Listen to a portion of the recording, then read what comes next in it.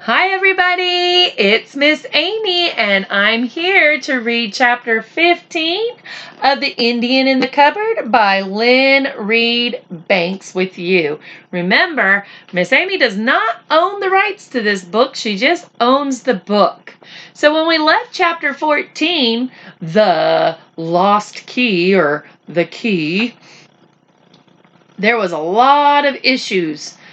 One of the Omri's older brothers hid his cupboard, and when they did, they lost the key, and there was fighting between the brothers and fighting between Little Bear and Boone, and Little Bear got mad and actually hurt Boone, and that's where it left us on our cliffhanger. We were full of action and adventure, and so now we're going to enter into chapter 15 in the Underfloor adventure. Underfloor adventure. I'm glad I didn't say underwear adventure.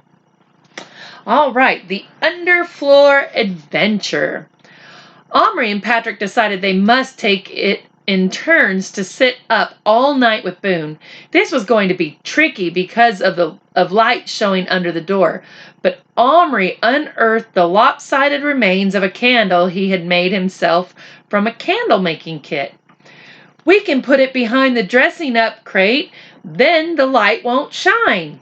They got into their pajamas. Patrick was supposed to be sleeping on a folding bed, so they got it ready to avoid arousing suspicion. When Omri's mother came in to kiss them goodnight, they were both in bed, apparently reading. So Patrick must be really, really close to Omri that his mom's giving him a kiss goodnight. The fact that Omri was reading is semi-darkness was nothing unusual. Reading in semi-darkness was nothing unusual. She was always at him about it, meaning she was always getting on to him and talking to him about reading in not so good light. Oh, Omri, why won't you switch your bedside light on? You'll ruin your eyes. It doesn't work, said Omri promptly. Yes, it does. Daddy fixed it this morning. You know what was wrong with it? What? Asked Omri impatiently, wishing for once that she would go. That wretched rat of Gillen's had made a nest under the floorboards and lined it with bits of insulation. It gnawed off the wires. It's a wonder it didn't electrocute itself. Oh, the mouse or rat. I was like, huh? Omri sat up sharply. Do you mean it got loose? His mother gave a lopsided smile. Where have you been keeping yourself? It's been loose since last night. Haven't you noticed Gillen frantically looking for it? It seems to have taken up residence under your bed. Under my bed? Omri yelled, leaping out of it and dropping to his knees. It's no use looking for it. I mean, right under the floor. Daddy caught a glimpse of it today when he had the boards up, but he couldn't catch it. Of course, it's a matter of waiting till it comes out for food, and then... But Omri wasn't listening. A rat? That was all they needed. Sounds like their problems just keep heaping up, doesn't it? Mom, we've got to get it. We've got to. Why? You're not scared of it, are you? Me? Scared? Of the stupid rat? Of course not. But we've got to catch it, said Omri desperately. He felt wild and furious. How could Gillian have let the thing go? The perils that a rat presented to his little men simply turned his blood cold. And why, of all rooms in the house, should it have chosen his? He was tearing frantically at the edge of the carpet, trying to pull it back, when his mother hiked him to his feet. Omri, the carpet and those floorboards have been taken up once today. They've been put back once, and everything tidied up. Rat or no rat, I'm not going through it all again tonight. Now get into bed and go to sleep. But into bed, I said now. Uh-oh. When she used that tone, there was no arguing with her. Omri got into bed, was kissed, and watched the light go off and the door close. As soon as her footsteps had faded, he leaped up again, and so did Patrick. Now we must definitely stay awake all night. We mustn't close our eyes for a moment, said Omri. He was hunting through the ancient collection of book matches for one out of which his father had not cut the matches. At last he found one and lit the candle. They were gently moved. Oh, no, they very gently moved Boone's bed out of hiding onto the bedside table, set the candle beside it, and sat one on each side, watching Boone's dreadfully ill-looking face. The pink square of Band-Aid moved fractionally up and down as he breathed. You could hardly see it. It was like watching the long hand of a clock moving. Only the strongest concentration enabled them to detect the faint motion. Hadn't we better move the seed box up here too? Whispered Patrick.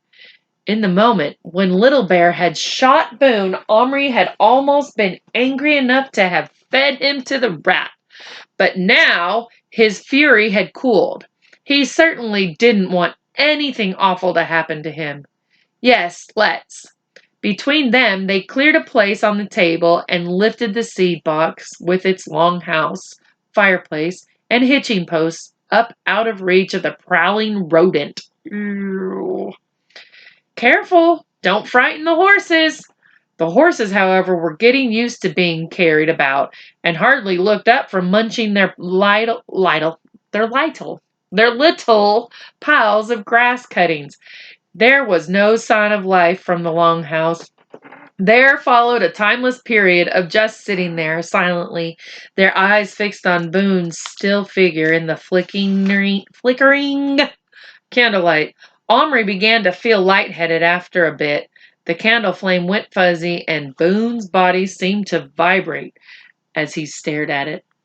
At that, at the very back of his mind, something else was nagging. Nagging. He didn't ask himself what this was because he had a superstitious feeling that if he let his mind wander from Boone, even for a minute, Boone would slip away into death.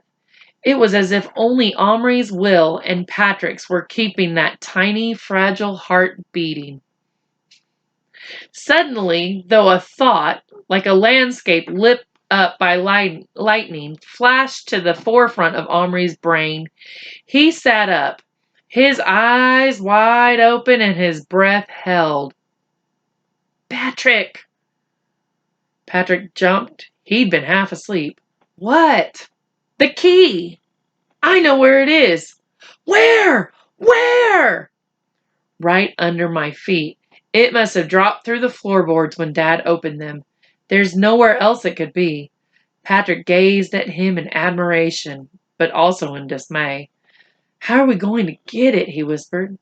We'll have to take up the carpet first.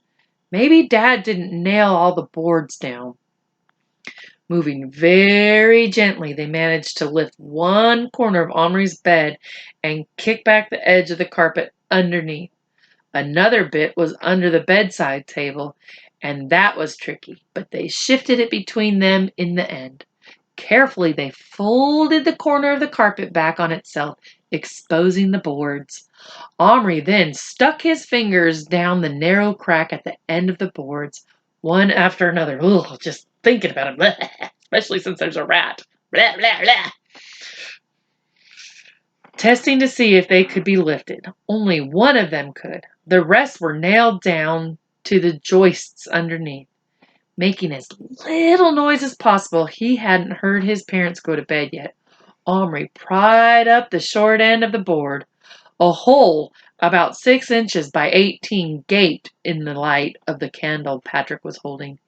Even when he put the candle down the hole, they couldn't see much. We'll have to take a risk. The bedside light, Omri said. They switched it on and carried it on its cord down to the hole. Kneeling on the floor, they peered into the depths.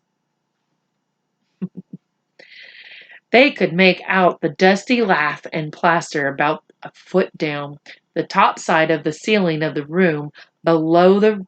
The room where Omri's parents were now sitting. We'll have to be dead quiet, or they'll hear us. Dead quiet doing what? Asked Patrick. It's not there. You'd see it if it was. It must be under one of the nailed down boards, said Omri despairingly. At that moment they heard Little Bear calling them, and they stood up. He was standing outside the longhouse naked. Naked but for his breechcloth. His hair hung loose, and face and chest and arms were smeared with ashes. His feet were bare. Little Bear, what are you doing? Asked Omri, aghast at his appearance. Want fire. Want make dance. Call spirits. Make Boone live. Omri looked at him for a moment and felt an ache in his throat that reminded him painfully of his babyish days when he used to cry all the time, days he thought he had left behind forever. Little Bear, dancing won't do any good. The spirits won't help. We need a doctor. To get the doctor, we need the key. Would you help find it? Little Bear didn't move a muscle. I help. Gently, Omri picked him up. He knelt on the floor and put his hand down in the hole. Patrick held the light. Omri opened his hand, and Little Bear stood on it again around into a dusty, dark tunnel stretching away under the floor. I think it's somewhere down there, Omri said quietly, on the other side of that wooden wall. You'll have to find a way through. A hole, a crack or something. We'll give you all the light we can, but it's bound to be awfully dark on the other side. Do you think you can do it? I go, said Little Bear immediately. Right. Start looking for a way through. Little Bear, a tiny vulnerable figure, strode off through the dust into the darkness under the floor. Omri pulled the lampshade off the bedside table and thrust the bulb down into the hole.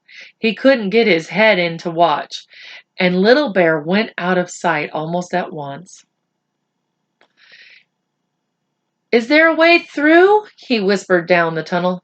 Yes, came Little Bear's voice. Big hole. I go through. Omri give light.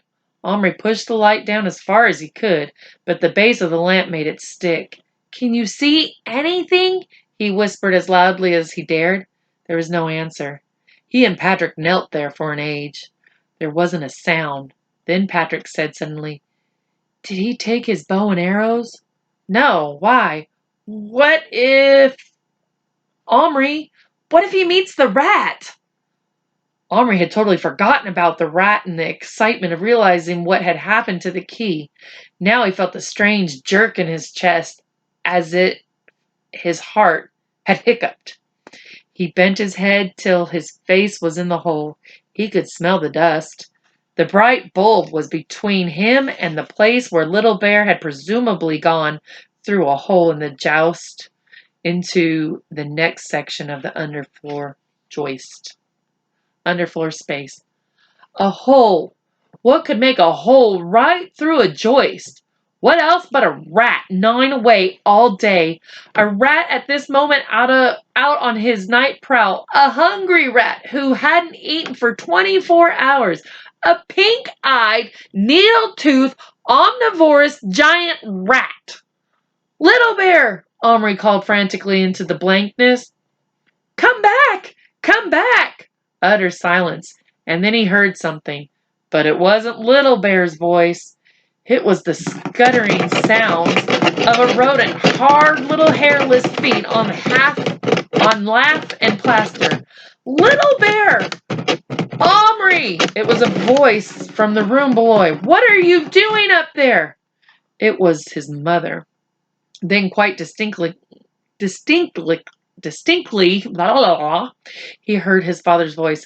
I can hear that blasted rat pattering about overhead. It's probably keeping the boys awake. I'd better go up, said his mother. A door closed below, and they heard her coming up the stairs. Even the dire prospect hardly had power to do more than push Omri's desperation one stage further. He probably wouldn't have moved from his place on the floor if Patrick hadn't acted swiftly. Quick! Light off! Into bed! He pulled Omri up, snatched the lamp out of his hand, and switched it off. The candle was still down the hole. Patrick shoved the floorboard roughly back into position. Oh, this sounds like a good way to start a fire. And moved the carpet so that it more or less covered the boards if you didn't look closely. Then he pushed Omri into his bed, covered him up. The footsteps were nearly at the door and had just flung himself down on the folding bed when the door opened. Omri lay there with eyes squeezed shut, thinking, "Don't put the light on! Don't put the light on!" Light was coming into the room from the landing, but not enough to see anything much. His mother stood there for a seemed 100 years. Finally, she whispered, "Are you boys asleep?" Needless to say, she got no reply. "Omri," she tried once more. Then after another 100 years, during which Omri imagined Little Bear bitten in half by the rat, right underneath where he was lying, the door closed again, leaving them in darkness. "Wait, wait," breathed Patrick. It was torture to wait. The rat had stopped moving. When all the scuffling and footsteps had started, that was something, but now it was quiet again. Omri imagined it creeping towards its prey, its pink nose twitching, its albino whiskers trembling hungrily. Oh, how could he have let Little Bear go down there? Boone's death would at least not have been his fault, but if Little Bear was killed, Omri knew he would never forgive himself. At long last, the living room door closed and both boys stole out of bed again. Patrick reached the light first. Omri grabbed it, but Patrick insisted on looking first to see if Boone was still breathing. He was. They rolled back the carpet and lifted the board again, terrified that each movement would attract the grown-ups below, and yet they weren't afraid of it being a fire. Or starting a fire. A fire hazard was what I was looking for. The homemade candle was burning away in the gloom, like a little torch in a disused mind,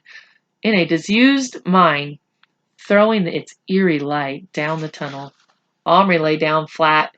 He didn't dare raise his voice, but he called softly, "Little Bear, are you there? Come back. You're in terrible danger." Silence.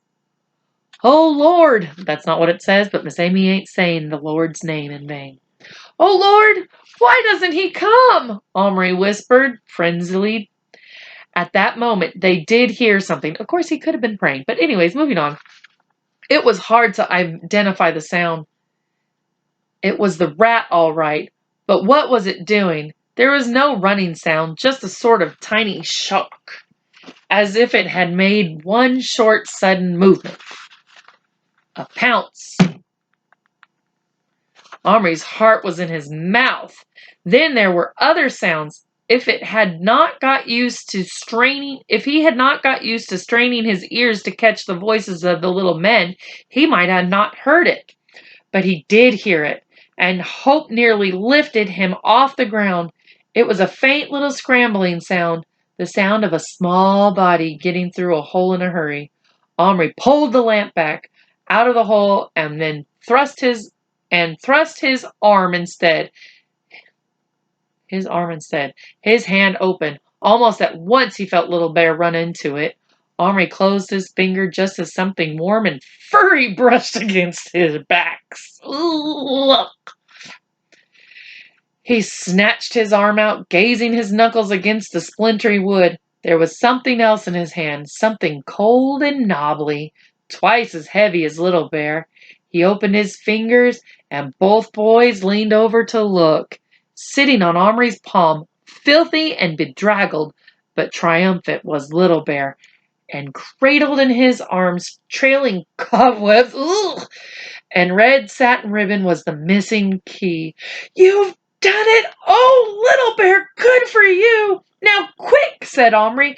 "Patrick, get the candle up and put the floor back. I'll find the Red Cross man." Reckless now, they switched the top light on. Patrick, being as quiet as he could, replaced the floorboard and the carpet, while Omri looked through the figures jumbled in the biscuit tin.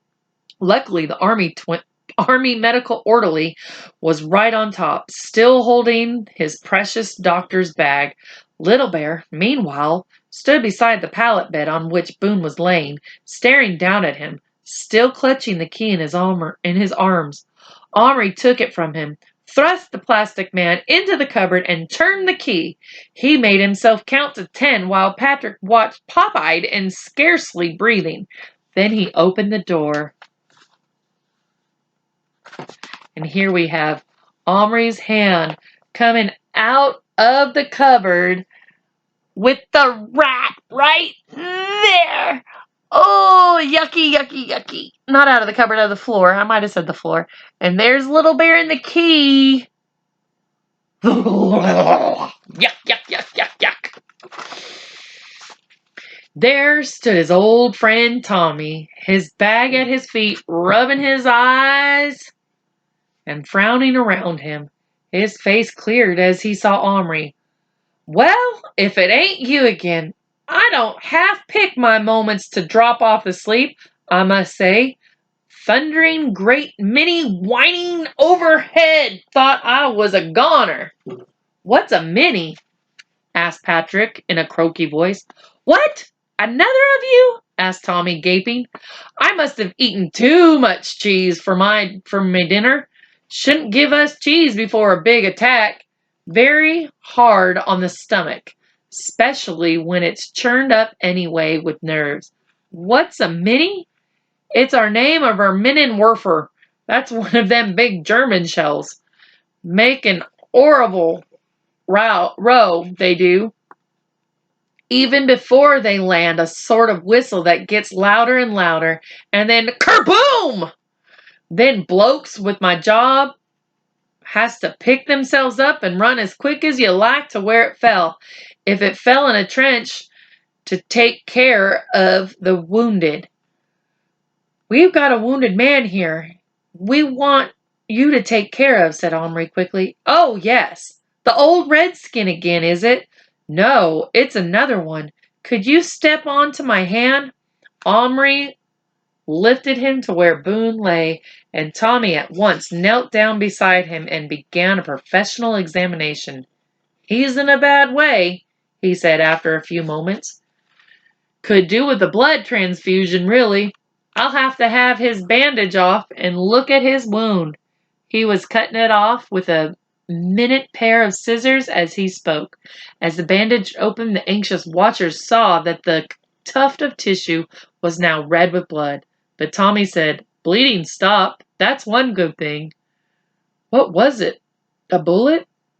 An arrow, said Omri, and Little Bear shivered all over. Oh, yes, of course. I see that now. Well, I'm not much up on arrow wounds. Head's not still in there, I hope. No, it was pulled out. Good, good.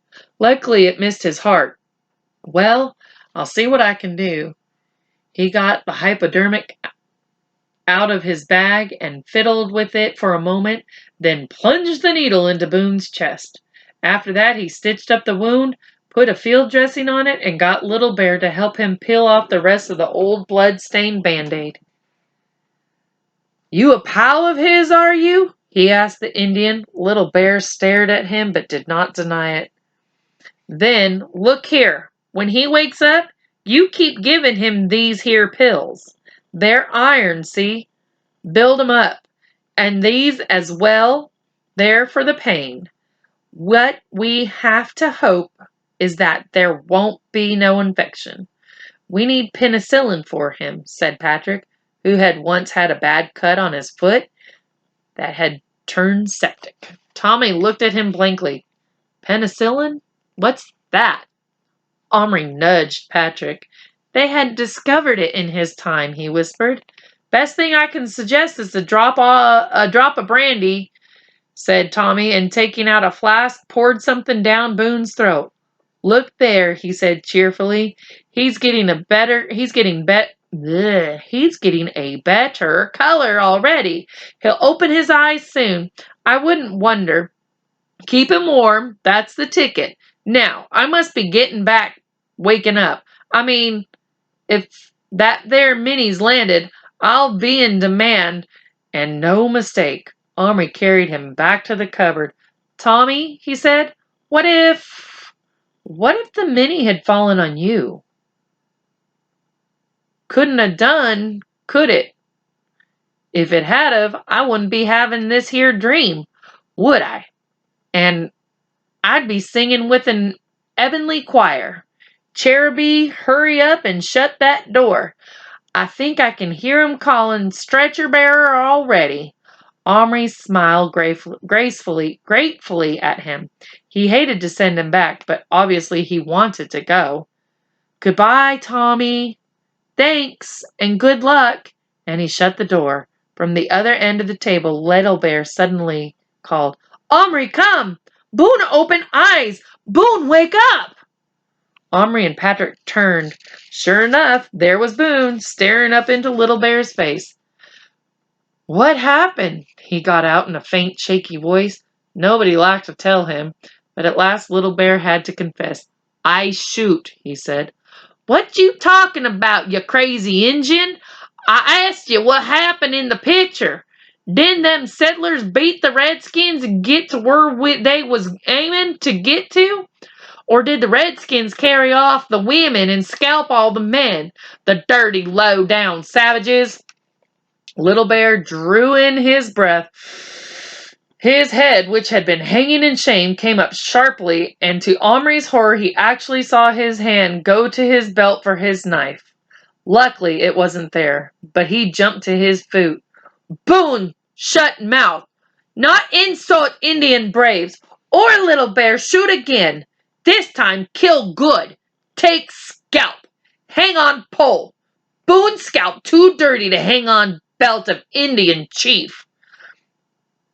And he snatched his chief's cloak off Boone's body and swirled it proudly back around his own shoulders.